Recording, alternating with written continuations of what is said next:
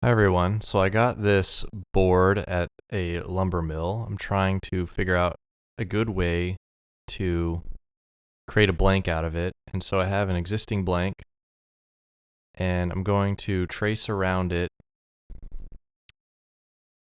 so that I can find the center and zero my CNC on that center and carve out a outline. I'm not going to go all the way through. What I thought of doing is, because I don't know exactly how deep it is, and I'm going to have to clean up the bottom part anyway. So I'm going to go, it's about 15/16 of an inch. I'm going to go half an inch outline and then use a flush trim bit on my router to finish it up at the end. So I marked the four corners and then I marked the center. Now I'm running my program that will trace an outline around the blank.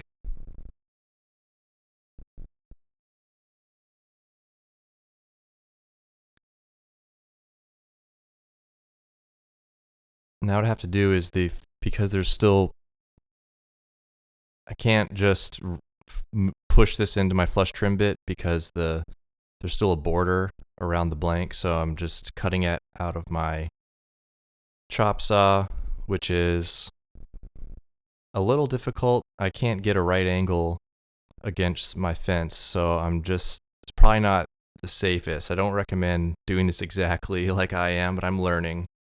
But I'm just trying to get the blade into the groove, and make sure I can run a full pass parallel with the groove. So I put it in there before I start my blade, and then I start my blade. And that's the first piece, and I just do the same thing on all four sides. And now I have, on the top there is where my CNC routed out, and then I cut away. So now this is ready to pass through a router with the flush trim bit. I'm going to put the CNC side down because my bearing is on the bottom.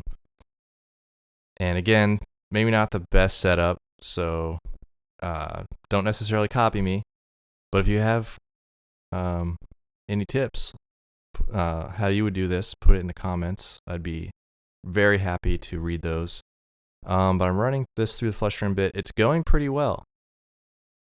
I can always sand this up too at the end, but the problem is I'm about to run into, on this next side, is I get a little bit of tear out, I believe is what it's called. And at this point, I should have done something else differently, but maybe it was inevitable, but that whole side now is ruined because it's split off, and only way I could save this is to make a smaller blank on the inside of it. But I go ahead and try to finish it up anyway just to see what it'll look like.